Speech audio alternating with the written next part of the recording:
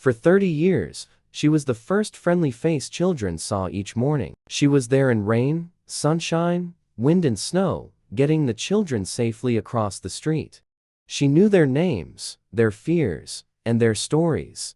And then, in one meeting, she was told she was being replaced by sensors and LED lights. But what happened on her final day will move you to tears and show you the true meaning of community. The morning sun cast long shadows across Maple Street Elementary as Delia Martinez adjusted her bright orange vest and picked up her stop sign. At 73, she moved with the practiced efficiency of someone who had performed the same ritual for 3 decades. Her weathered hands gripped the wooden handle with familiar comfort, and her keen eyes surveyed the intersection that had become the center of her world. Children began appearing at the corners like clockwork, backpacks bouncing, sneakers scuffing against sidewalks.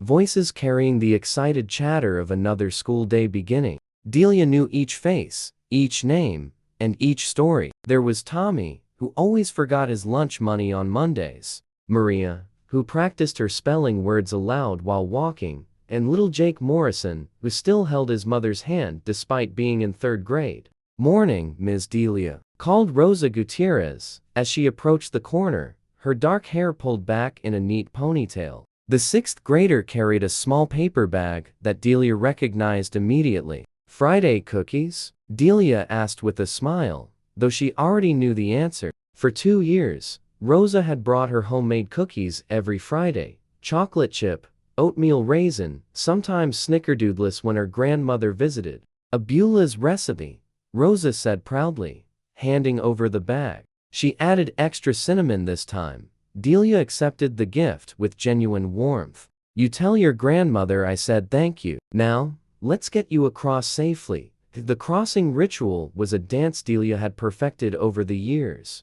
She stepped into the street with authority, her stop sign raised high, her other hand directing traffic with confident gestures. Cars slowed, stopped, and waited. Children crossed in orderly groups, some calling out, "Thank you, Ms. Delia," as they passed. But today felt different. There was a heaviness in Delia's chest that she couldn't quite shake. A weight that had been growing stronger each morning since the meeting with Principal Hammond 2 weeks ago. "I'm sorry, Ms. Delia," Hammond had said, his voice genuinely apologetic, but his hands tied by bureaucracy. The city council approved the new automated crosswalk system. It's more efficient, they say. Cost-effective.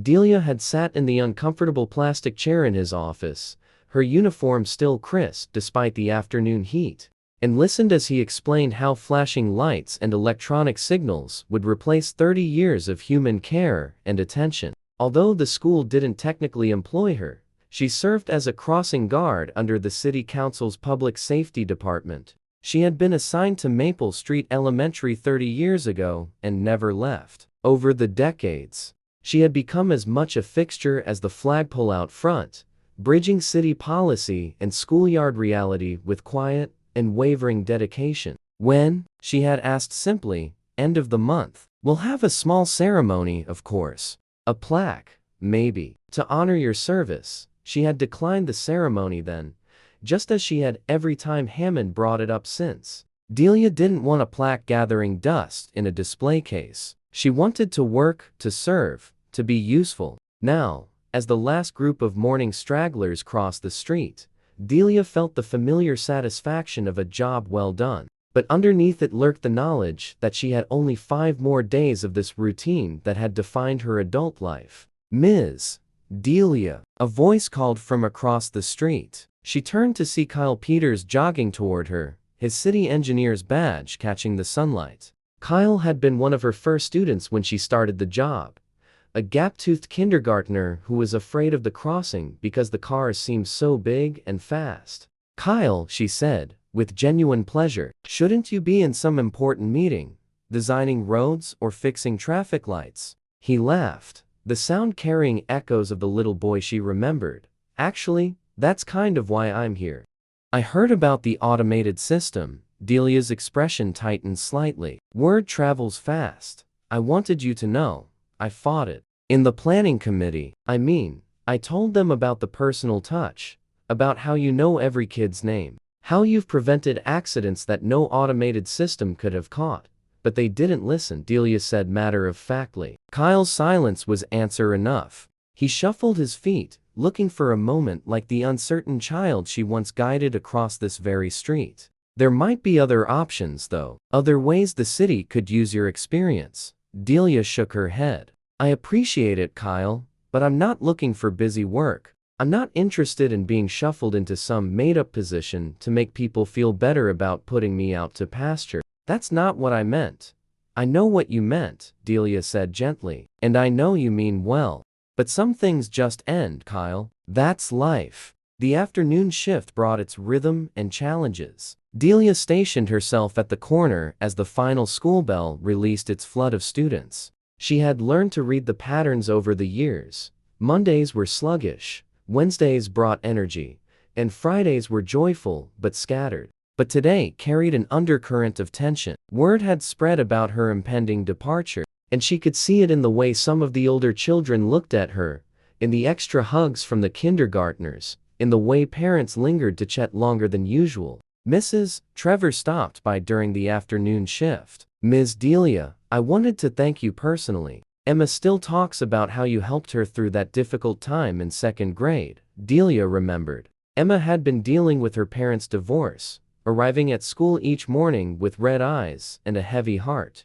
Delia had started keeping a small bag of crackers in her pocket, sharing them with Emma while they waited for the light to change. Talking about small things to help the little girl feel less alone. She's doing well now, Mrs. Trevor continued. She's studying to be a teacher. Says she wants to help kids the way you helped her. These were the moments that made Delia's chest tight with emotion. Not the grand gestures, but the small, quiet ways she had touched lives. The ripple effects of simple kindness. Rosa appeared among the crowd, but something was wrong. The girl's usual bright demeanor was replaced by worry, her eyes red from crying. What's wrong, Mija? Delia asked, using the Spanish endearment that came naturally after years of working in this neighborhood. It's my mom, Rosa said, her voice barely above a whisper. She was in an accident yesterday. At the crossing by the grocery store, Delia's heart clenched. Is she okay? She's in the hospital. The doctors say she'll be fine. But, Rosa's voice broke. There was no crossing guard there. Just one of those button things. Mom pressed it, but the car didn't stop. The light wasn't bright enough. Or maybe the driver didn't see it. The words hit Delia like a physical blow. She had heard about the accident on the news, but hadn't connected it to anyone she knew. The automated crosswalk at 5th and Main had been installed 6 months ago, replacing Mrs. Garcia, who had worked that corner for 15 years before retiring. Your mom is strong, Delia said, placing a comforting hand on Rosa's shoulder. She'll be okay. Miss Delia, is it true? Are you really leaving? At the end of the week, Delia confirmed gently. But that doesn't mean I'm going anywhere. I'll still be in the neighborhood, still be part of this community. But who's going to make sure we're safe? Who's going to know that Tommy forgets his lunch money, or that Maria needs help with her spelling words? The question hung in the air, unanswered, because Delia didn't have a good answer. The automated system would stop traffic, but it wouldn't know the children's names, wouldn't notice when someone was having a bad day, and wouldn't provide the human connection that turned a dangerous intersection into a safe space. But as the afternoon wore on, Delia's mind kept returning to the accident. Mrs. Garcia would have seen that car coming. She would have made eye contact with the driver, would have stepped into the street with authority and presence that no electronic signal could match. A human being commanded respect in a way that a flashing light never could. That evening, Delia sat in her small apartment, the local newspaper spread across her kitchen table. The article about the automated crosswalk program took up half the page, written by a young reporter who had clearly never worked a day in traffic safety. The city's new automated crossing system represents a significant step forward in municipal efficiency, the article read. By eliminating the need for human crossing guards, the city expects to save nearly $200,000 annually while providing more consistent service to pedestrians. The reporter had interviewed several city officials, all of whom praised the technology's reliability and cost-effectiveness. There was a single quote from a parent who expressed concern about losing the personal touch. But it was buried near the end of the article and dismissed as a nostalgic sentiment. What struck Delia most was the tone. Clinical, impersonal, reducing 30 years of her life's work to a line item in a budget spreadsheet. The reporter had made no effort to understand what crossing guards actually did, the relationships they built, the subtle ways they kept children safe that went far beyond stopping traffic. She folded the newspaper and set it aside, but the words echoed in her mind. Efficiency, cost-effectiveness, consistent service. As if children were packages to be processed rather than human beings who needed care and attention. Saturday morning brought an unexpected visitor. Delia answered her door to find Kyle Peters standing on her porch, looking nervous but determined. "I hope I'm not bothering you," he said. "I got your address from the school directory. I wanted to talk to you about something important." Kyle followed her into the small kitchen, looking around at the photographs covering every surface. 30 years of children, Delia said, pouring coffee into 2 mismatched mugs. "I kept everything the parents gave me, every picture, every drawing, every thank you note." Kyle picked up a framed photo, a picture of students from 15 years ago. "There I am," he said, pointing to a gap-toothed boy in the back row. "Second grade. I was terrified of crossing the street back then." "You were a sweet child," Delia said. "Always polite. Always said thank you." "Did," Kyle agreed. "But you know what? I wasn't the only one you raised. You were there every morning and every afternoon, rain or shine. You made me feel safe. You made all of us feel safe." "Kyle, what's this really about?" "I've been thinking about what you said. About not wanting busy work. What if it wasn't meaningless? What if it was something that actually mattered? Which is, I've been talking to some people in the city. Not the politicians, but the engineers, the safety specialists. And you know what we all agree on? The automated systems are good for basic traffic control, but they're missing something crucial. The human element. The ability to assess situations, to recognize patterns, to spot problems before they become accidents. Kyle leaned forward, his excitement growing. What if we created a new position, community safety liaison? Someone who would oversee all the crossing locations, train volunteers, conduct safety assessments, and work with schools to develop pedestrian education programs. Delia was quiet for a long moment. It sounded too good to be true. "And you think the city would actually create this position?" "I think they might, if the right person presented the proposal. Someone with credibility. Someone who understands both the technical side and the human side." "You mean you?" Kyle nodded. "I mean us. I can handle the bureaucracy, the paperwork, and the budget justifications. But I need someone who understands what really matters. Someone who spent 3 decades keeping kids safe." For the first time in weeks, Delia felt a flicker of hope, but she had learned to be cautious. "It's a nice dream, Kyle, but I have 4 more days of work, and then I'm done." "That's reality." Maybe it doesn't have to be," Kyle said quietly. "Maybe we can change that reality." Monday morning arrived gray and drizzly, matching Delia's mood. 4 more days. She went through her routine mechanically, greeting the children, stopping traffic, and ensuring safe crossings. But underneath it all was the constant awareness that each action was numbered, each interaction potentially the last. Rosa appeared at the corner with her usual Friday cookies, even though it was Monday. "These are for you," she said, pressing the bag into Delia's hands. "Mom wanted me to give them to you specially. She's coming home from the hospital today." "That's wonderful news," Delia said, genuinely pleased. "How is she feeling?" "Better, but scared, I think. She says she doesn't want to cross streets anymore without someone watching out for her." The words stung because they highlighted everything Delia had been trying to explain to the city officials. Safety wasn't just about traffic laws and signals. It was about human connection, about people looking out for each other, about the trust that was built between a crossing guard and the community she served. Tuesday brought a small crowd of reporters and city officials who had come to document the transition to automated safety systems. The news story from the previous day had apparently generated some interest, And now, everyone wanted to capture the human interest angle of progress versus tradition.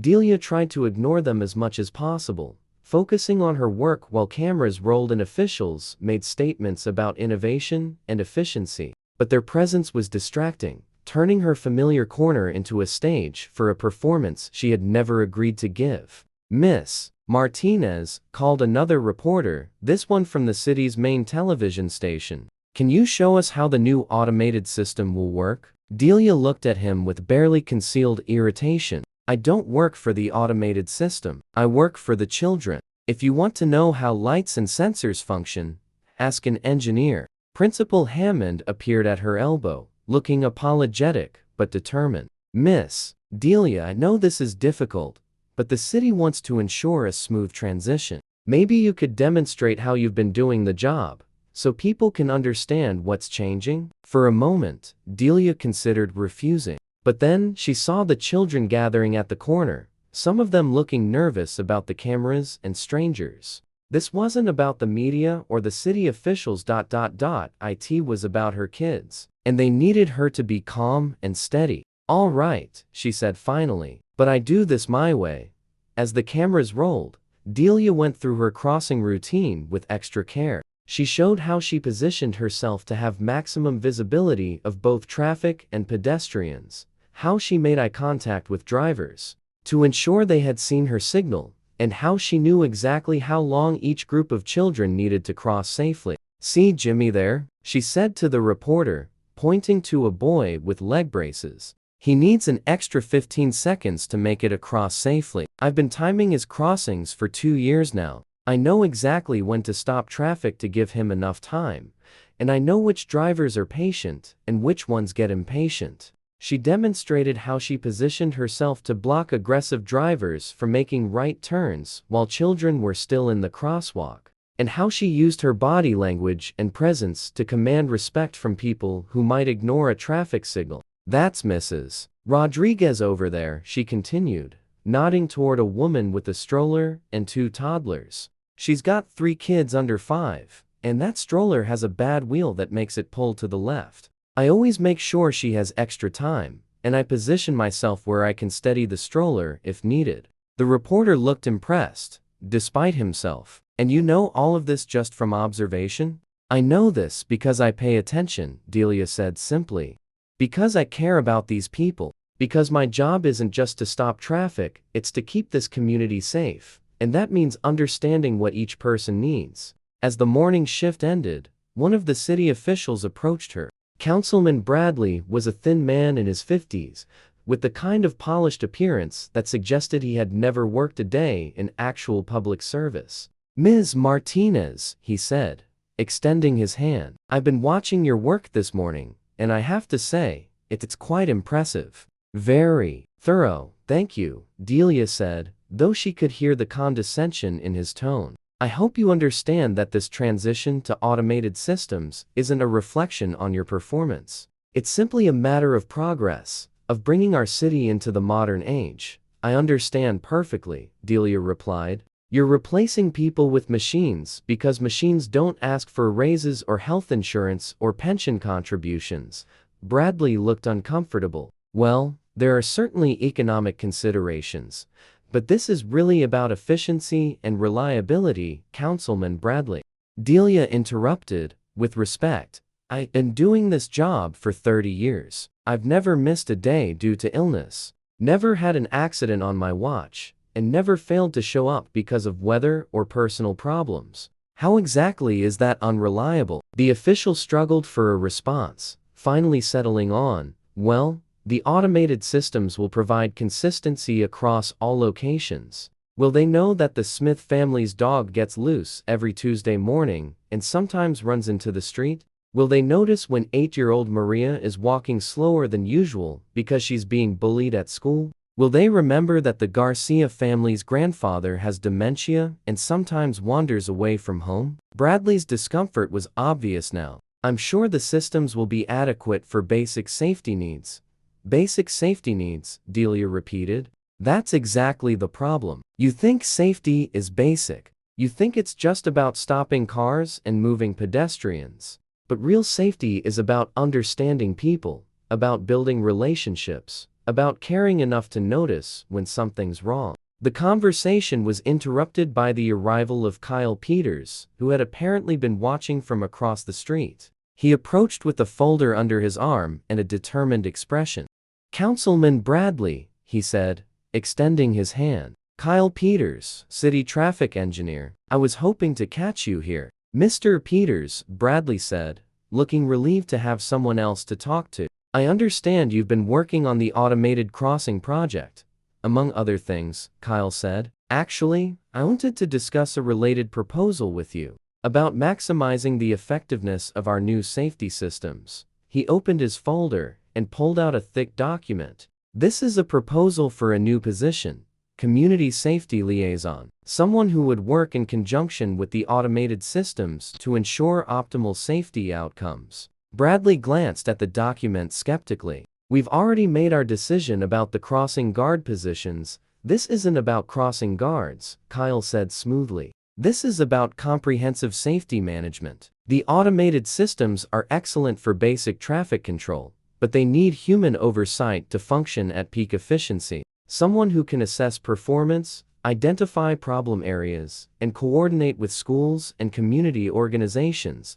Delia watched the exchange with growing hope and admiration. Kyle was speaking the councilman's language: efficiency, performance, coordination, while describing exactly what she had been doing for 30 years. "The person in this position would oversee all automated crossing locations," Kyle continued, "train community volunteers, conduct safety assessments, and work with schools to develop pedestrian education programs. They would also serve as a liaison between the city and the community, ensuring that our safety systems are meeting actual needs rather than just theoretical requirements." Bradley was looking more interested now. "And you think this would be cost-effective?" "Absolutely. One person overseeing multiple locations, preventing accidents before they happen, maintaining community confidence in our safety systems.